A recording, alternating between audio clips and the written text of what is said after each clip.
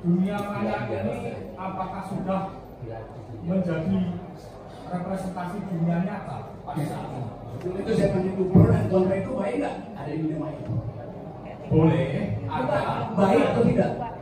Pro kontra itu kalau misalnya sekarang kita lihat tidak ada saling mencaci maki, saling kebencian, normal-normal saja tidak apa-apa. Oke, karena di sini menimbulkan antara mereka, mohon maaf, mereka yang pendukung pemerintah, dalam arti ini Presiden Jokowi, dengan mereka yang kontra pemerintah, itu terjadi debat kusir yang tidak tahu gelundungannya alurnya selesainya kapan, malah timbulnya perpecahan, kebencian. Nah, itu menurut saudara, hal ini itu sudah representasi dunia nyata atau belum? Saya terakhir Dunia maya, yang pertama, you pakai istilah pro kontra. Pro kontra itu maksimal yang satu puji, yang satu janji. Kalau dua puji itu hanya pro. Keduanya menjanji artinya kontra. Sudah ini pro kontra. Anda tidak bisa usul, Anda pro kontra, Anda bisa memuji aja ya. Anda pro kontra tidak bisa menjanji. Jadi secara logis definisi Anda itu cacat di dalam definisi.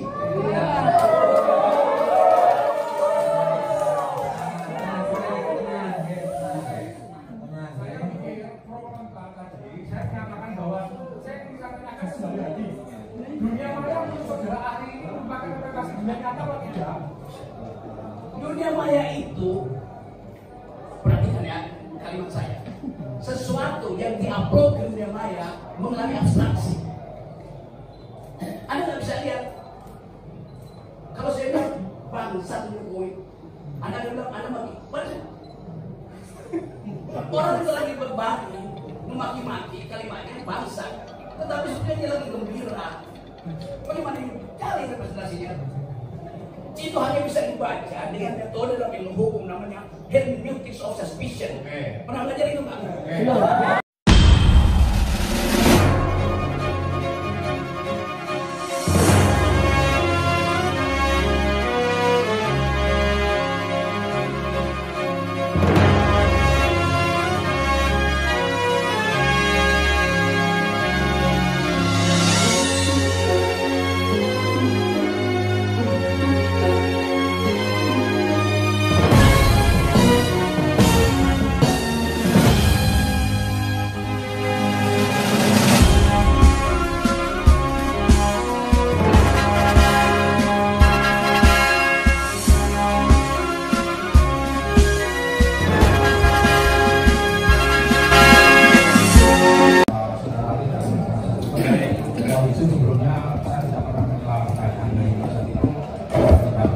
Silakan baca statistiknya secara umum. Terkait yang pertama saudara ahli terkait mungkin dendam ya. Kami secara institusi maupun yang ditunjuk majelis perkara ini tidak ada dendam terhadap mereka berdua karena tidak terdakwa sebelumnya. Jadi saya rasa itu sebagai koreksi saja, kejaksaan tidak dendam terhadap siapapun. Yang pertama. Terus ke arah yang kedua terkait dengan saudara tadi catatan saya tentang hoax ya. Nah, itu tidak yang dimaksud bukan jaksa Anda, tapi kejaksaannya. Ya sudah Sebentar, instruksi lewat majelis hakim, dia jangan selalu ke depan di sini melalui majelis hakim ya. Silakan kami jelaskan tentang tidak pribadi maupun institusi tidak ada dendam dengan yang bersangkutan tidak pernah. Terus yang kedua saudara menjelaskan soal hoax dan berita bohong ya. Kalau misalnya catatan saya tadi bahwa hoax itu kalau di catatan saya itu informasi itu direkayasa untuk menutupi informasi yang sebenarnya, terus kemudian atau terbalikan fakta menggunakan informasi yang meyakinkan. Tapi posisi ini di sini kan sudah menjelaskan tadi itu sebenarnya tidak bisa dihukum, ya kan? Nah, beda dengan kalau sekiranya itu menyiarkan atau menerbitkan suatu kebohongan. Karena itu ada ancaman pidananya di Undang-Undang Nomor 1 tahun 1946 itu juga masih berlaku di Indonesia. Tidak hanya sebatas khususnya ketika zamannya SBY tidak ditampilkan atau apa, karena selama peraturan undang-undangan itu masih ada dan tidak dicabut dan juga diubah dengan peraturan yang baru itu masih berlaku. Itu pemahaman kami. Ini berkaitan dengan hoax dan bohong tadi, ini saya akan menanyakan tentang ini karena ini berbicara tentang tadi ada kedunguan, ada itu kita berbicara logika saja. Saudara Ali mengatakan itu bisa kita katakan bahwa berarti pakar logika, kita berbicara logik. Ya. Ini saya melihatnya begini, tidak kita flashback aja ke belakang, kayak gitu bahwa kalau ditanyakan yang dengan penasihat pribadi ditanyakan ini sebenarnya yang dengki atau mungkin dendam itu siapa ke siapa? Sebenarnya di luar konteks itu. Kami tidak akan melihat sebagai mensrea atau mungkin motivasi. Itu akan kami kejar ketika dalam pemeriksaan terdakwa. Tetapi saya melihat dari kasus-kasus sebelumnya terkait menyangkut Bapak Tri dan Sugino itu selalu rata-rata dalam podcastnya, termasuk yang di Mubarak yang jadi pangkal persoalan dalam persidangan kali ini, adanya suatu kebencian terhadap Presiden Republik Indonesia Bapak Jokowi. Karena yang di atas itu, sekarang kalau saya tanyakan kepada Pak Bambang itu SD, SMP, SMA, kuliah tidak pernah kenal dengan namanya Pak Jokowi. Tapi dalam bukunya Jokowi Undercover 1 maupun Jokowi Undercover 2 yang katanya belum terbit, Jokowi Undercover 1, saudara ahli tahu bahwa gara-gara membuat buku itu yang saya tahu kalau memang itu penelitiannya itu sesuai dengan data kayak gitu, ada semacam harusnya bedah buku. Mudah misalnya saudara ahli mengatakan itu kalau misalnya diuji di pakar-pakar atau mungkin itu yang dilarang Jokowi. Sebentar. Sedangkan tenang dulu. Oke, sebentar. Tidak pernah dilakukan oleh yang bersangkutan. Dilarang. Sebentar. Ini aja, mungkin bisa dipersingkat penjelasan. Tidak ada verifikasi data, pembanding data. Kami hadirkan kepala sekolah dengan data-data yang ada, meskipun kami ini hanya dalam berkas perkara hanya ijazah itu fotokopi tapi terlegalisir oleh yang membuat dalam hal ini yang tidak melihat ijazah aslinya. Saudara terdakwa bisa tenang tidak? Kalau saudara tidak bisa tenang, saudara keluar nanti. Kalau dibandingkan kami belum saling membandingkan karena ada studi komparatif atau mungkin pembuktian saling membanding dalam pemeriksaan terdakwa nanti. Kami mempunyai bukti otentik dalam arti meskipun fotokopi tapi terlegalisir. Sementara kami belum tahu dari pihak Pak Bambang ini masuknya di mana. Ya, apakah dia punya fotokopi supaya kami yang terlegalisir kita tidak tahu. Apakah itu terus kemudian yang viral kemarin bahwa sebelum ke persidangan hari ini ada saksi kami hadirkan Joko Wahyudi. Saudara terdakwa itu dalam konten YouTube-nya bilang tembak kepala saya, ya kan ijazah SD, SMP, SMA Pak Jokowi itu palsu karena nyuri ijazahnya Pak Joko Wahyudi. Sementara Jokowi ini kami hadirkan dan ijazahnya tidak hilang. Yang dicuri nomornya. Sebentar, sekali lagi saudara bisa tenang ya? Itu kebohongan. Kalau terdakwa tenang ya? Atau itu suatu bentuk kejuruan. Pertanyaannya ya, jadi ini pertanyaannya temuan ya, karena tadi ahli juga menyampaikan beberapa kali perkataan ya kan, sesuai logika, logik, terus itu dulu segala macam. Yang disampaikan Pak Jaksa tadi itu fakta selama persidangan. Pak Joko Wahyudi yang dituduh ijazah semuanya hilang dicuri oleh Pak Jokowi. Yang dimaksud nomornya yang dicuri. Ijazahnya tidak hilang, ijazahnya. Ya nanti ada giliran saudara terdakwa gitu. Pendapatnya ahli ini hanya berpendapat, monggo pendapat saja ya. Sekali lagi saya ingatkan di sini tetap sifatnya netral yang memberikan pendapat. Sebentar, ya, sekali lagi saya ingatkan, kalau saudara berteriak-teriak terus saya suruh dikeluarkan dari sini. Ditahan yang keluar dulu bukan Pak? Oke. Sebentar. Ya, ahli nanti bahwa mencerna apa yang disampaikan oleh Pak Jaksa. Silakan pendapat yang kita minta pendapat ahli itu berpendapat untuk meyakinkan kami majelis hakim. Jadi sekali lagi kami ingatkan di sini kami bersidang itu sesuai ketentuan Tuhan dan ketentuannya. Kami juga bertanggung jawab terhadap mudah-mudahan juga bertanggung jawab terhadap keluarga mereka. Jadi nanti saya pikir sidang ini jangan lagi ada saling menuduh, misalnya penasihat hukum menuduh jaksa begini, jaksa menuduh begini, tidak usah saling menuduh, kita silakan aja saling membuktikan ya. Nanti dari beberapa saksi dan ahli dihadirkan, kami akan menilai, mudah-mudahan kami diberikan pencerahan lah. Silakan ahli, silakan berpendapat ya, pendapat tadi kan pendapat dari sisi pertanyaan penasihat hukum, karena pendapat dari sisi fakta yang disampaikan oleh jaksa bagaimana menurut ini mengenai kedua dan kebodohan tadi. Oke, terima kasih. Di awal saya terangkan bahwa hoax itu bukan kejahatan, karena dia punya fungsi untuk memancing opini publik, terutama di negara-negara yang sumber kanal informasi dibikin hoax. Lain kalau negara ini terbuka, nggak ada orang yang bikin hoax. Jadi dibalik kenapa hoax muncul karena informasinya tertutup, itu soalnya. Yang ada di undang-undang itu bisa segala. Jadi satu poin. Yang kedua, kasus ini dari awal kasus politik. Bukan, kan yang dipersoalkan ada tokoh politik namanya Joko Widodo yang ada presiden. Kalau Joko Widodo yang saya temui tadi di sekolah 26 ini kan soal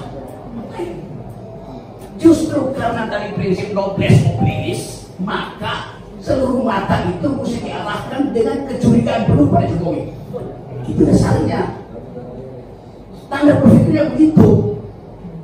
Anda tidak hadapi seorang warga negara terhadap warga negara yang lain, nggak terhadap kedudukan noblesse oblige dari presiden. Artinya kita ingin presiden itu can do no wrong, nggak boleh salah presiden itu, nggak boleh ada cacat dia, karena itu kita bersihkan. Termasuk kecurigaan. Kenapa? Saya juga mencurigai, kenapa seseorang yang lulus dari universitas tidak bisa berpikir abstrak,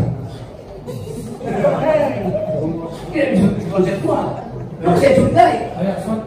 Jawab pertanyaan saya tadi, ketika saya menjelaskan tadi kasus itu tadi, Jawaban jaksa ini dalam rangka menjawab. Oke, karena memang filsafat ini memang politik itu oke. Jadi karena ini ahli filsafat, jawabannya filsafatnya.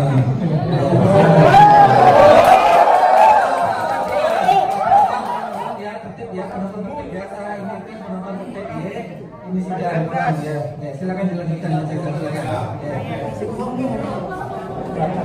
Menurut filsafat ya, itu pemberitaan apapun, penyebarluasan informasi apapun kayak gitu kan, sebelum ada keyakinan atau data yang terverifikasi, kan tidak boleh istilahnya menyebarkan itu suatu kebohongan atau karena tidak sertifikat itu, karena itu menyangkut kredibilitas seseorang. Pendapat tadi gimana? Itu yang saya bantah dari tadi, nggak ada kredibilitas seseorang di situ.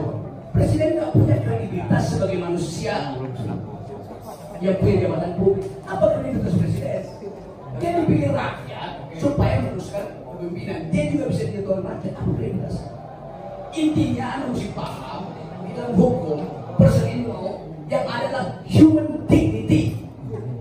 Oke, saya lanjutkan ya, bahwa dari konten podcast membalah kedua orang sakitnya yang membawa mereka ke persidangan ini, itu menimbulkan pro dan kontra di masyarakat, di medsos, di dunia maya. Saya tanyakan kepada saudara, dunia maya ini apakah sudah menjadi representasi dunia nyata pada saat ini? Itu saya tanya itu pro dan kontra itu baik nggak ada di dunia maya? Boleh, ada. Baik atau tidak? Pro kontra itu kalau misalnya sekarang kita lihat tidak ada saling mencaci maki, saling kebencian, normal-normal saja tidak apa-apa.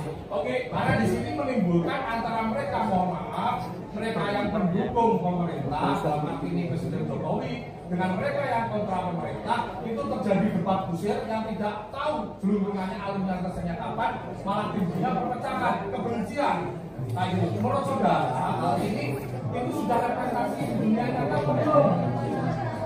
Saya terangkan dengan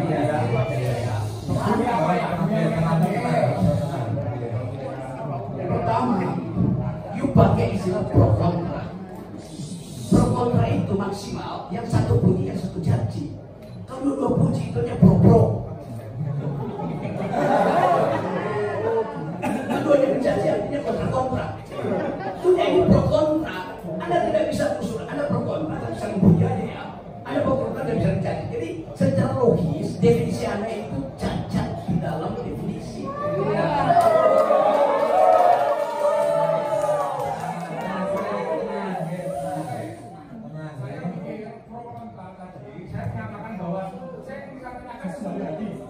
Dunia maya menurut saudara ahli ini merupakan representasi dunia nyata atau tidak? Dunia maya itu, perhatikan ya kalimat saya, sesuatu yang diupload ke dunia maya mengalami abstraksi. Anda nggak bisa lihat. Kalau saya bilang bangsat Jokowi, Anda bilang Anda maki, bangsat. Orang itu lagi berbagi, memaki-maki kalimatnya bangsat, tetapi sebenarnya dia lagi gembira. Bagaimana cari representasinya? Itu hanya bisa dibaca dengan metode dalam ilmu hukum namanya hermeneutics of suspicion. Pernah belajar itu nggak? Saya ingatkan penontonnya, tolong jangan teriak-teriak dulu sidang. Mohon saudara ahli ingat-ingat. Tolong dihormati sidang ini. Saudara ahli ingat-ingat kembali. Ini bukti yang saya tanyakan kepada saudara itu dalam kapasitas ketika pada waktu saudara pernah menjadi saksi dalam acara persidangan Ratna Sarumpait. Pernah? Saksi Ratna Sarumpait di mana Jakarta. Ini tadi yang saya tanyakan itu hanya sekedar bahwa saudara konsisten atau tidak di sini karena saudara memberikan pernyataan di situ dunia maya pada waktu itu merupakan representasi dunia nyata. Oke, Anda tahu arti representasi? Saudara mengatakan itu enggak? Ya betul. Ya, cukup.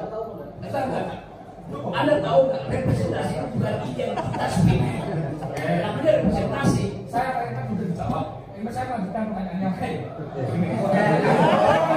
Sekali lagi saya ingatkan, tolong yang tadi itu dikeluarkan supaya biar mati. Ya, Anda bilang tadi sekedar itu ya cuma sekedar yang mengerjakan panjang lebar saya bilang kayak gitu. ini saya kutip. Oke, Ini ya, timbul pro kontra di masyarakat, di medsos, di dunia maya. Terus saudara menjelaskan dunia maya menurut saudara itu pada waktu itu representasi dari dunia nyata. Saya hanya menanyakan itu aja. Apakah itu sudah pernyataan saudara pada waktu itu?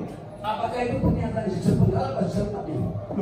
Itu sudah istilahnya sudah kami lihat bahwa posisi lengkap seperti itu kami mengutip telepon. Saya terangkan pada waktu itu, Anda hanya bisa mengakses dunia maya sebagai representasi. Bisa dikain nggak? Oke, silakan saudara berikut juga nggak apa-apa. Ini kemudian Ini kan jawaban filsafat seperti ini ya. Itu yang mulia. Oke. Mohon ini ahli yang kami hadirkan. Kalau saudara jaksa tidak sependapat, silakan cari pertanyaan yang jawabannya dibuka sependapat. Tapi saya tidak terima ahli kami dinyatakan demikian. Tidak dalam forumnya. Sebentar, gantian. Ini mengkonfirmasi dendam seorang jaksa. Semua punya hal yang sama. Salah, siapa yang berteriak itu salah keluar. Keluarkan. Yang berteriak itu keluar. Keluar. Keluarkan yang berteriak itu keluarkan. Dari tadi saya perhatikan penonton tidak tertib, keluar masuk saya. Oh, jangan berteriak ya, dukung kami dengan tertib. Kalau memang mendukung silakan dengan tertib. Kita lihat sidang-sidang di tempat lain itu bisa tertib, kenapa di sini tidak? terus ini dua pertanyaan terakhir kami ya. Oke, silakan. Dalam konteks kekinian konversasi ini bahwa memaknai keonaran atau onar itu kan tidak dalam tabiat yang sempit karena dengan majunya teknologi dan sama-sama ya kan. Yang saya tanyakan, apakah keonaran atau keributan itu di dunia maya medsos tadi yang saudara saya tanyakan tadi itu harus sifatnya itu harus fisik? Itu pertanyaan saya. Harus fisik atau enggak? Huru hara, pukulan, bakar-bakaran kayak gitu, peributan di dunia medsos maya antara pro kontra itu apakah bisa memenuhi kualifikasi keonaran atau onar? Namanya voting sendiri, namanya red herring. Bisa di Indonesia kan? Bisa. Saya ada maksudnya. Ini lagi sibuk. Orang yang kami bilang, tiba-tiba sana datang tukang jual obat bilang bahwa saya jual obat yang bisa saudara masuk surga. Maka Anda pindah dari kerumunan ini dari situ. Itu namanya head. Mengambil atensi lain dari hal yang lagi dipercakapkan. Anda lakukan faulty argument. Anda sendiri bilang itu dunia maya. Kalau Anda bilang bisa kegiatan fisik dari dunia maya, bagaimana mungkin dunia maya kegiatan fisik? Saya kelihatan tidak boleh memaknai Udah dijawab itu, yang di depan itu dijawab. Ini terakhir dari saya. Ini kembali lagi tentang Quran tadi. Pro kontra.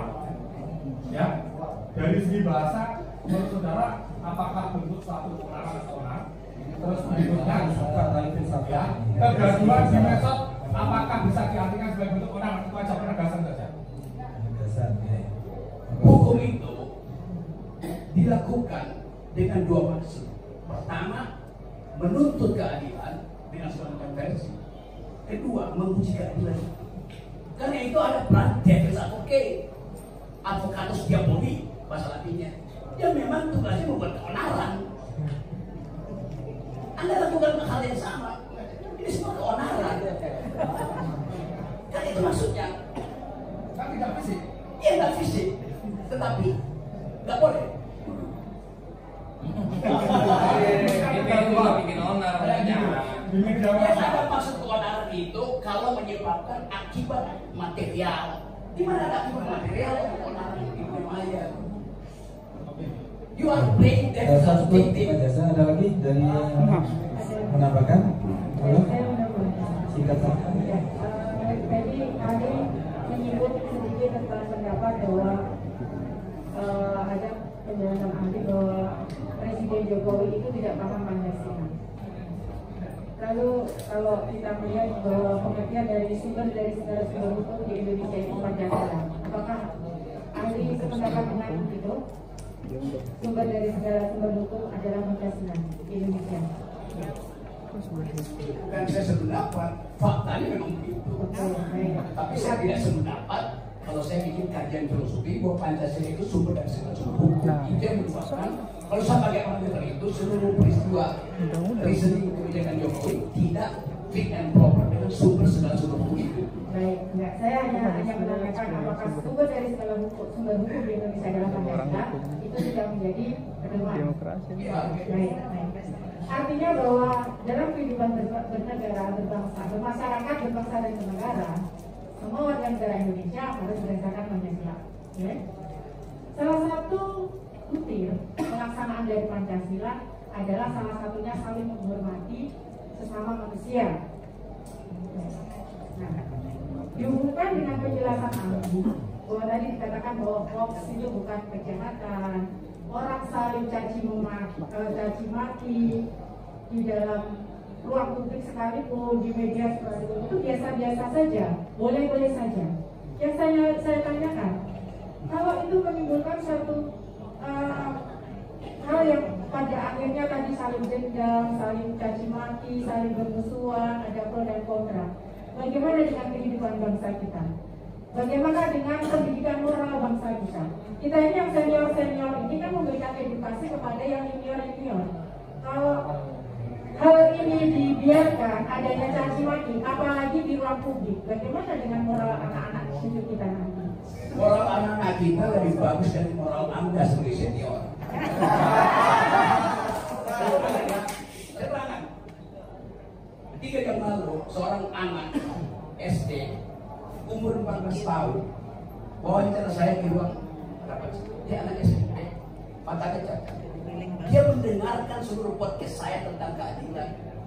Dan dia bilang begini, saya umur 14 tahun, tapi saya mau protes kenapa negara ini terus-menerus tidak pakai bahasa.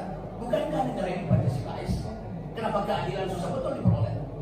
Dia tidak berpikir, dia intuisi melihat keadaan. Anak umur 12 tahun, dia tahu bahwa seluruh kegiatan seminggu ini bertumpu pada peristiwa di Departemen Keuangan. Dia tahu bahwa Pak Jokowi hanya bilang supaya jangan pamer-pamer keuangan, pamer kemewahan. Dia protes. Dia bilang ini bukan soal pameran, ini sistemnya. Anak itu moralnya lebih tinggi dari Anda yang sebagai senior. Ya. Dari mana saudara mengatakan bahwa itu moralnya lebih tinggi dari saya? Dari cara dia memprotes. Apakah saya memprotes saudara? Anda bertanya seolah-olah mereka itu harus ada titik. Saya menanyakan. Anda bilang tadi, kita senior mesti mendidik anak-anak ini. Loh, dia udah lebih pintar moralnya daripada senior. Saudara Ali tadi mengatakan bahwa tadi saudara seperti mencontohkan pertanyaan teman saya tadi. Ada kami bilang sama orang yang jualan jamu, ya kan? Mengalihkan seperti, mohon maaf Bapak. Sebentar. Ya, ini jadi berdepan aja. Pertanyaan tadi udah selesai. Jadi saya hanya bertanya, saudara Ali masih berpendapat bahwa saling mencaci, saling memaki, memancing opini publik yang menimbulkan pro kontra di area publik. Enggak gini ya. Konteksnya karena informasi tertutup, hoax timbul. Sudah berkali-kali tadi disampaikan. Ya, oke. Sekarang saya tanya pertanyaan. Saya tanya Ali, saudara Ali, secara pribadi, saudara percaya nggak dengan informasi yang disampaikan Bapak tadi? Secara pribadi, saudara percaya nggak dengan informasi yang disampaikan oleh Bapak? Saya ingin informasi itu diuji di wilayah akademik. Saudara percaya atau tidak?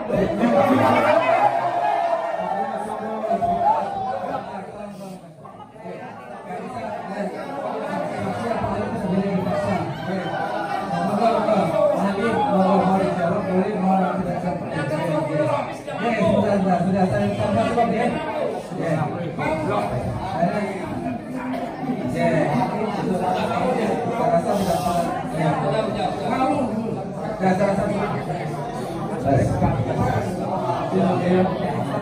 Mas Kada, ke depan aja ya, jangan berkelit-kelit ke depan aja ya. Tadi Andi menjelaskan mengenai penerapan perbedaan species antara di Eropa dan Amerika terhadap pembuka seorang wanita. Dan saya tanyakan hal-hal apa saja yang mempengaruhi hal tersebut, yang mungkin contohnya hate speech, mungkin penerapan hukuman seperti orang menabrak pagi di Papua dengan di Jawa itu kan berbeda mungkin hukum adatnya. Hal-hal apa saja yang mempengaruhi hal tersebut? Ini ya, hate speech itu istilah di dalam hukum internasional yang dikaitkan dengan persoalan masa lalu di mana satu kelompok itu dihinakan itu. Ini bukan soal lockdown, salah yang nggak ada urusan lockdown. Kenapa begitu? Supaya memproteksi potensi itu berlangsung ke depan. Itu intinya. Jadi kalau saya terangkan etimologi, genealogi dan soal-soal itu, saya mau beritahu bahwa sistem berpikir kita dibuat sedemikian rupa sehingga kita lupa bahwa sesuatu itu ada sejarahnya, termasuk KUHP yang baru itu. Kan kacau isinya kan, karena nggak ngerti sejarah tentang hate speech.